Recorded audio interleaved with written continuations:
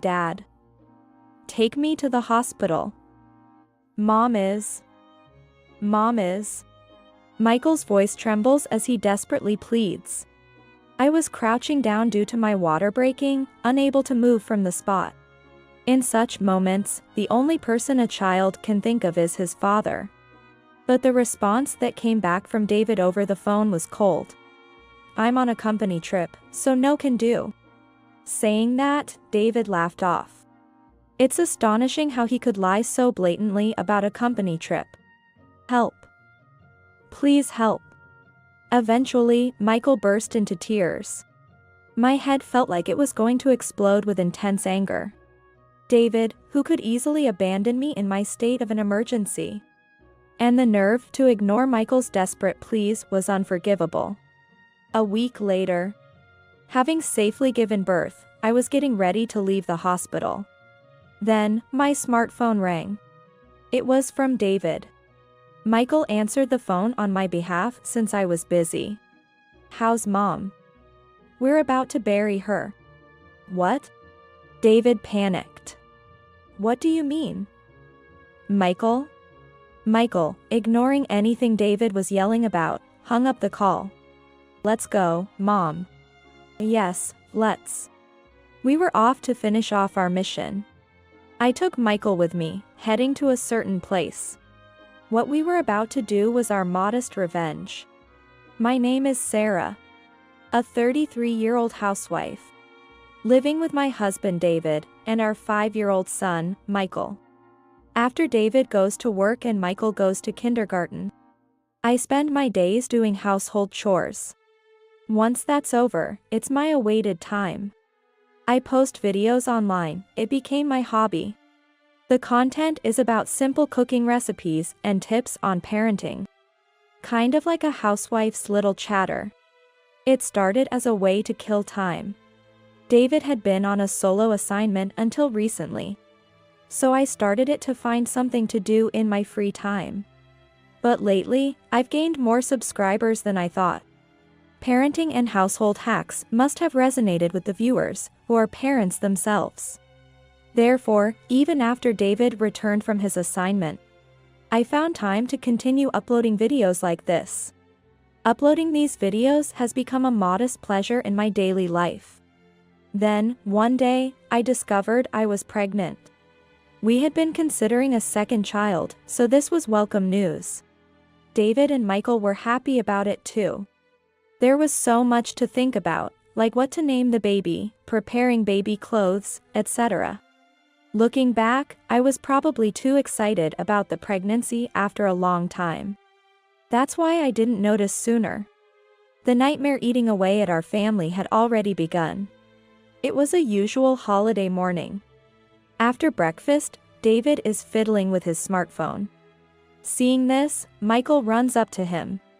Hey, let's play treasure hunt, Dad. Treasure hunt is one of the games that Michael has recently been into. We bury a treasure at a random place, and then David and I look for it. That was the game. It was a usual peaceful holiday. That's what I thought, but David, while hurriedly hiding his smartphone, glared and snapped angrily. Quiet down. Dad is busy, go away. Shocked by his tone, I couldn't help but speak up.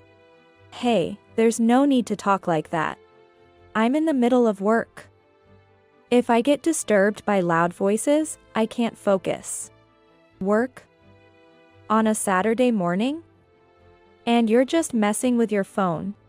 David retorted even more sharply to my words. It's work communication. I'm swamped with work, you understand? Or maybe you don't, being the carefree housewife you are. What's that supposed to mean? David snorted and left the room. Perhaps sensing the tense atmosphere, Michael starts to cry. I immediately rushed over to Michael. I'm sorry, Michael. Dad was probably in a bad mood. Even so, he wasn't like this before. Before his solo assignment, he used to take good care of Michael too. Lately, David's behavior has been clearly off. He sneaks around with his smartphone more frequently. Whenever I talk to him, he's distracted. And he complains about me quite a lot.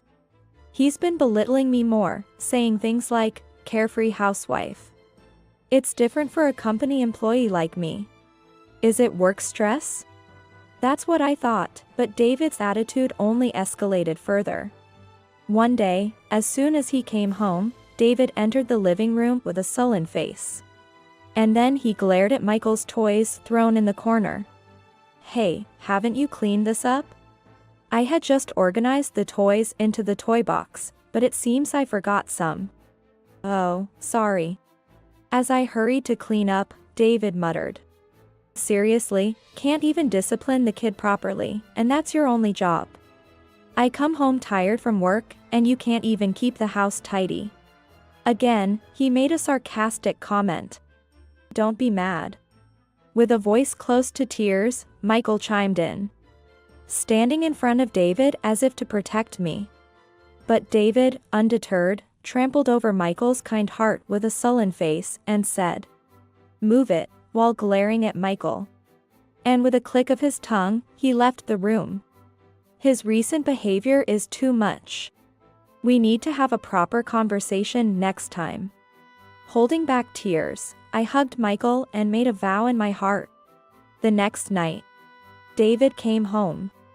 David, there's something I want to talk about. What is it? I'm tired, so make it quick. His attitude is as curt as ever. I didn't let it bother me and began. About your recent attitude. As I began to speak, David overlaid my words with a loud voice. You know, I'm going on a company trip for 2 weeks, starting next week. What? That's quite sudden. And for 2 weeks. Well, it's more like. The managers are aiming to develop new client areas during this trip. It's kind of a mix of work and a bit of sightseeing. Man, it's a hassle to be dragged along. I see. Oh, I won't need dinner today. Shut the door when you leave. Wait a minute. We're still talking. David ignored my words and quickly went into the bedroom. Previously, after Michael went to bed, we used to drink a bit and talk about our day. But now, I don't feel that atmosphere is possible anymore. David firmly closed the bedroom door, not letting anyone in. I sighed. After finishing the remaining chores, I turned on the computer. I started working on combining the narration with the video I recorded the other day. It's the usual video editing I do. Previously, it was about simple household tips, but lately, it's been about David. I created a segment about troubles with my husband, saying things like, lately, I feel my husband has become colder. Surprisingly, there's a demand for such content, and the views have increased more than before. Today, I also talked briefly about the exchange I had with David earlier. After posting the video, comments started trickling in. Your husband sounds terrible. He doesn't understand your struggles at all. Getting empathetic comments like these somehow helped me calm down. But then, a worrying comment caught my eye. A sudden company trip? Sounds like an alibi for cheating. I had a faint feeling but pretended not to notice. Could it really be? David's recent behavior is full of inexplicable actions. Carrying a heavy heart and worries while doing household chores, one day. I was looking for receipts to manage the household budget. It should be around here somewhere. I searched everywhere but couldn't find it. As a last resort, I decided to check inside a small chest in the living room. It usually contains items related to Michael's kindergarten, but maybe I accidentally put it in there. Then, I found the bottom of the first drawer had come loose. What's this? It was a false bottom. This chest wasn't designed like this originally. Someone had deliberately modified the bottom to make it hard to find. It wasn't me. That left only David. A bad feeling washed over me, and when I looked inside, I saw something unfamiliar. Is this My heart raced. Taking a deep breath to calm myself, I booted up the computer. I decided to urgently post a video about what I had just found. I wanted to hear the opinions of my viewers immediately. Although I had my suspicions, I needed confirmation. After a while, comments started pouring in. Reading through them, I felt reassured that my doubts were not misplaced. As the week began and it was Monday, David was gone for a while on that company trip. Now then, Michael is at kindergarten and David won't be back. I decided to take action while I had the chance. And by the weekend, the preparations were almost complete. Now, I was ready for whenever David returned. Thinking this, I went about my usual chores that morning. Suddenly, I felt a pain in my stomach. At the same time, a warm sensation of water flowing down my lower body came. Could it be? I must go to the hospital immediately. Waves of labor pains started to hit. Between these waves, I hurried to get dressed. Then, I packed necessary items like my insurance card, change of clothes, and towels into a bag. As I did, a strong pain hit me. I believed I could still move, but the pain was so intense that I involuntarily crouched down on the spot. I tried to find my smartphone to call a taxi, but it was nowhere to be seen. Mom? Amidst this, Michael woke up. Michael, the phone. I pleaded desperately, barely able to speak. Shocked but determined, Michael found my smartphone nearby and started to operate it desperately. He sometimes uses my smartphone to play games, so he seems to know how to use it. Help. Mom can't move. She looks like she's in pain. It seems he's talking to someone on the phone. Because it was accidentally on speaker mode, I could hear the other person's voice. What's up, Sarah? I'm kind of in the middle of something. Huh? Is that Michael's voice?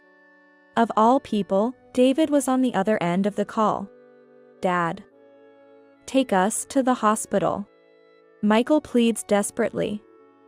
In such times, the only person a child can think of is their father. But the response that came back from David was cold. I'm on a company trip, can't do.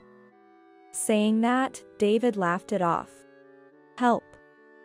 Please help. Finally, Michael started to cry. Amidst my intense pain, I thought it was unforgivable. It seemed like he didn't care even if I was suffering. Moreover, the nerve to ignore Michael's desperate pleas was unforgivable. Michael, crying, hung up the phone and called someone else. Grandma. Grandma. Michael? What's wrong? Somehow, with shaky fingers, Michael seemed to have called my mother. After that, I lost consciousness due to the pain. When I regained consciousness, I was in the hospital. I was lying in bed, and my parents were looking over me with concern. As soon as I regained consciousness, the pain came back. Sarah, are you okay? Michael called, saying you were in pain.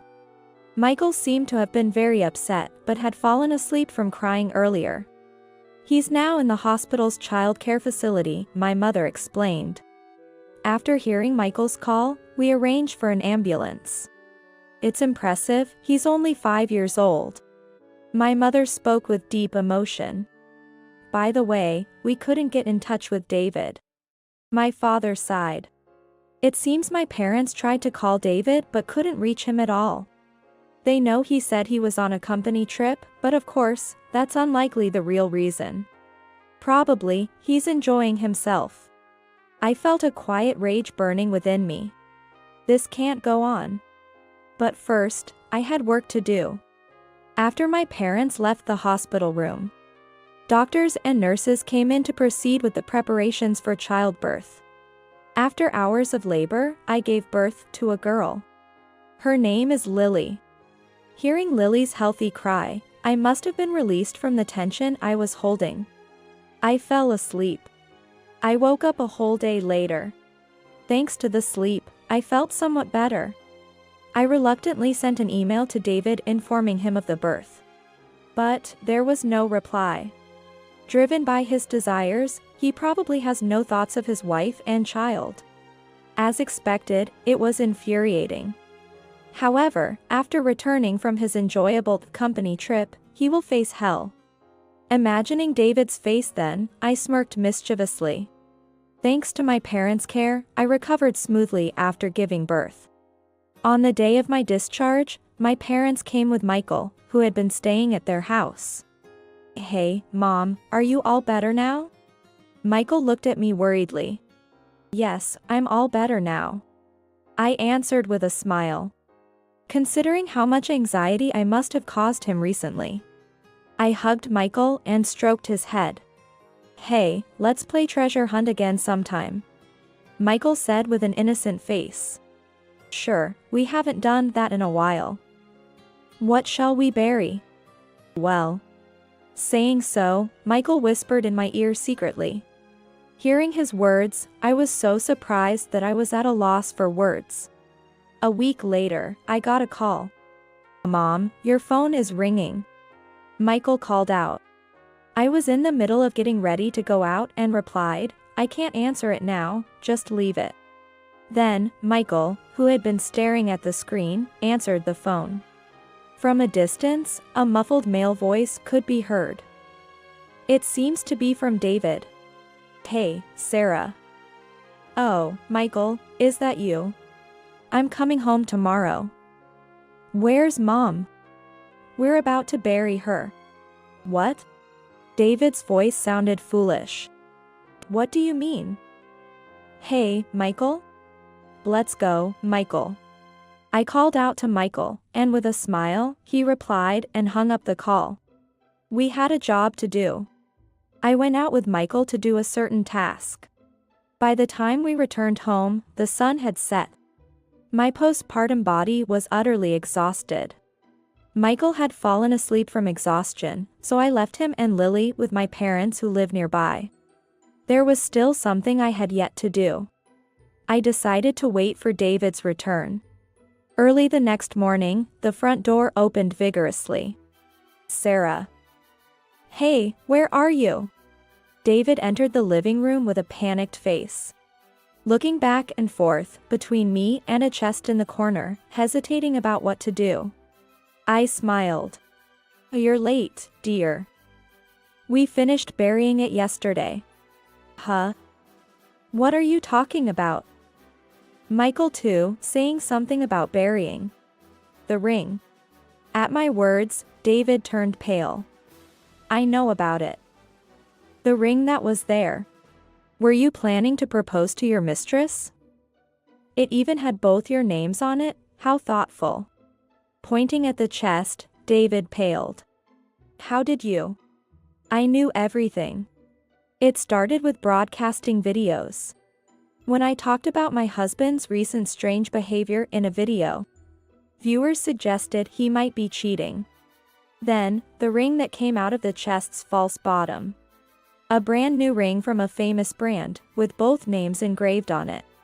This was definitely a red flag. After discussing it in a video, I was advised to use a detective agency. If I considered divorce in the future, solid evidence would help me claim alimony. Right after David left for his company trip, I hired an investigator. The results confirmed David was cheating. The other woman was Jessica, a 23-year-old who worked at a bar in the town where David had been on his solo assignment. Perhaps due to the loneliness of living alone, he started visiting the bar. Eventually, they became romantically involved. This part of the story is quite common. Normally, such relationships end when the solo assignment ends. But their affair continued. Even after returning home, they secretly stayed in touch. Eventually, he started to lash out at me. Then, pretending to be on a company trip, he went back to his old posting to frolic with her. That ring was indeed intended for a proposal to her. He must have been quite smitten. Despite having a wife and child, proposing to another woman is laughable. Did you rush back because you accidentally gave the wrong ring to your mistress? And she got angry? David's complexion changed with my words. Did you do that? That ring. Yes, I had switched the ring hidden in the chest. Assuming he would give it to his mistress during the trip, I swapped it with my own wedding ring. It was a ring David had given me long ago. I was happy at the time, but I no longer need such a thing. What have you done? The ring was the wrong size, and it had your name on it. Jessica was furious. I don't know anything about that. David forcefully opened the chest, searching thoroughly inside. Where's the real one? Where did you hide the real ring? Didn't I say? We buried it. David was at a loss for words at my response. Then, the front door opened. David, are you okay? Are you not done yet? Idiot. Don't come out. There stood Jessica. I had seen her face in photos given by the detective agency. But in person, she was just a flashy young woman. She must have followed David, probably after a dispute over the ring with my name on it. David must have placated her with, "The real one is at home."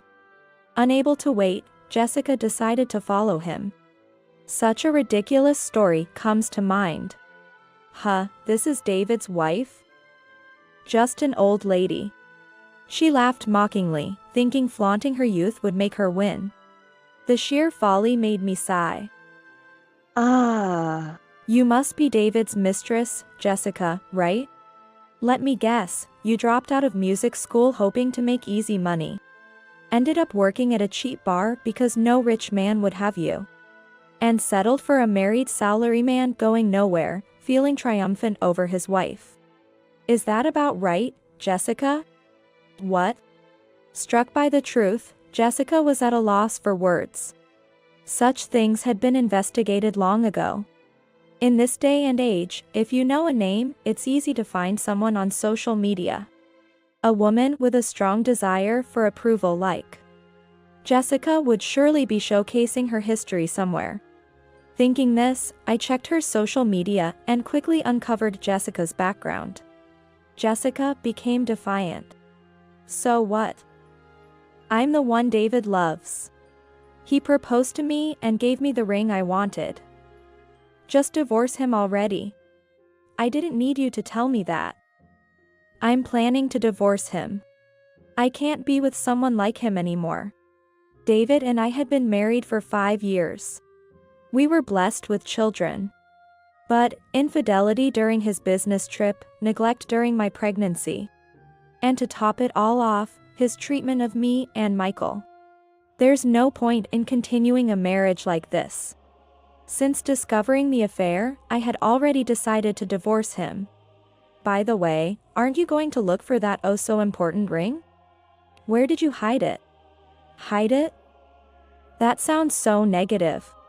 Today, I went for a walk to the beach with Michael after a long time. We played treasure hunt there, it was so much fun. My words made David change color. Don't tell me you buried it there. David muttered tremblingly. Then, he dashed outside immediately. Hey, David, where are you going? Jessica followed him. I also stepped outside immediately. The buried place was about a 20-minute walk away. Clutching my smartphone, I walked briskly. It was the local beach. Upon arrival, the two were frantically digging around various spots on the sandy beach. It's not here either, where the hell is it? It was an expensive ring. What are you doing? Find it already. The two looked foolishly panicked. I leisurely filmed the scene with my smartphone. They were so frantic that they didn't seem to notice me filming them from a distance. It was comical, and I couldn't help but let out a laugh. This beach was a place our family of 3 often visited. We frequently played treasure hunt here. Michael would bury a treasure in the sand, and David and I would search for it. The treasure varied each time but was usually something Michael cherished. Toy cars, cicada shells, and other things a boy would like. However, what was buried today was the real ring David intended to give to Jessica. when Michael suggested playing treasure hunt again after a long time. "What shall we bury?" I asked. Michael immediately replied, "A ring." I was taken aback, but Michael answered, "I know. Dad has been looking at a ring and smiling recently." "What are you talking about?" Michael had been watching David closely. David must have been imagining his affair partner while looking at the ring he splurged on. "That ring is important to Dad, right? If we bury it, maybe he'll come back to find it. Maybe he'll become the kind dad he used to be." Saying so, Michael's eyes sparkled. Michael still didn't understand that the ring was meant for his dad's affair partner. Because his dad looked happy with it, it must be something important. He hoped that by finding it, his recently grumpy dad would return to being the kind dad he once was. Touched by Michael's pure heart, I was moved. "And so, we buried the ring at the beach earlier today." But now, David, desperately searching for the ring, isn't thinking about his family at all. He's solely focused on not upsetting Jessica. As I filmed, I realized I was crying. The anger towards David for destroying our family was overflowing. It's a harsh reality for Michael, but David probably won't return to how he was before. Later, I went home to edit the footage. The video of them frantically searching for the ring turned out to be comically tragic. Thanks to the sound capturing app, I got perfect audio as well. I blurred their faces and added narration about our family history. The treasure hunts Michael enjoyed, and how David's selfish affair led to our family's downfall. Of course, I anonymized everyone's names. I clicked to upload the finished video titled, "I buried the ring my husband planned to give to his mistress." Instantly, the video's views skyrocketed. Comments flooded in, mostly condemning David and Jessica, saying things like, "Your husband is the worst, and a poor kid." As I scrolled through the comments, a worn-out David and Jessica returned. "Finally found it, buried in the damn beach. The ring got all dirty with sand. What are you going to do about this?" The two of them were noisily complaining. David held the sand-covered ring and a tattered piece of paper. This paper was buried with it too, disgusting. Without hesitation, David threw it in the trash. "Don't you understand?" I looked at David coldly, retrieved the paper from the trash, and unfolded it. It was crumpled, but it was a drawing Michael had made with crayons. A picture of our family of 4, smiling together. Staring intently at it, David finally seemed to understand what was depicted. David's face showed a complex mix of emotions. "This drawing is Michael's wish. You trampled on Michael's wish for his family to be happy. Sneaking around, cheating. Neglecting your family. You're truly the lowest. I can't forgive you." The living room fell silent after my outburst. Jessica looked guilty. I turned to her and said, "I won't forgive you either, Jessica. Destroying someone's family and acting all innocent. Hurting my children. I will fight against such people." After declaring this, I glared at both of them. "Where's Michael? How's the newborn doing?" David spoke with a raspy voice, perhaps finally considering the kids. "But it's too late. They're at my parents' house. And after all your ring obsession, ignoring both Michael and the baby. You dare ask about them now? Well, you won't be seeing them anymore. That's outrageous. I'm their father." Ha! "What kind of father? Ignoring your kids and indulging in affairs. I don't want to see your faces. Just get out." My strong stance left them completely intimidated. "Let's just go, David." Yeah. "I'll leave for today. Sarah, I'll contact you when things have cooled down." David and Jessica sheepishly left the house. Discussions for the divorce would begin soon. I was determined not to lose. As if to gather my resolve, I clenched my fists tightly. It took time, but the divorce was finalized successfully. David's mind might have cooled off from my scolding as he said he wanted to try again, but of course, I ignored it. It was surely just a momentary lapse. He would cheat again, it was obvious.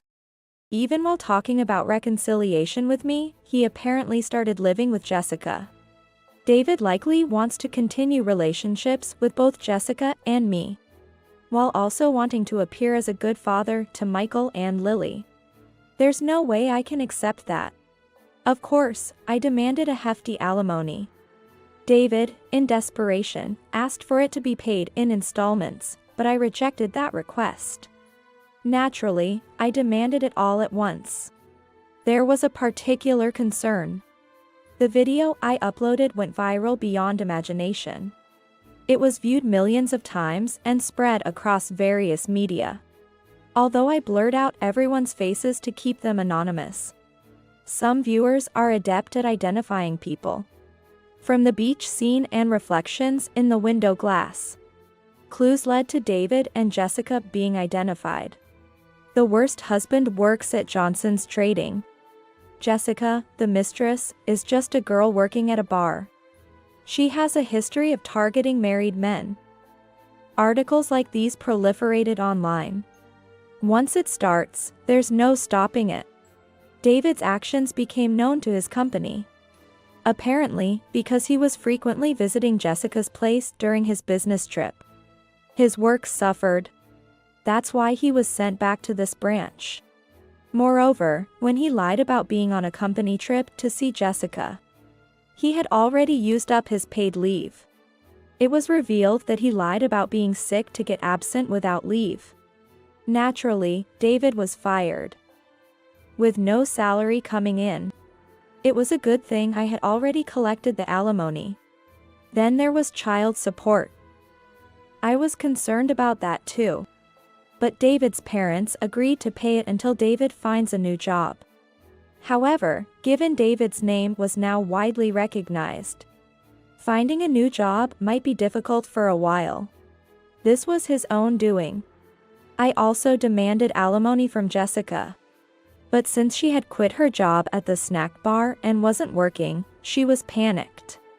Desperate, Jessica and David started broadcasting the couple's videos, thinking it would be easy money. However, they faced immediate backlash and soon gave up. Couple of thieves, the lowest. A disgrace. Shamelessly thick-skinned. An impossible duo. The criticism was relentless, and they quickly stopped their attempt.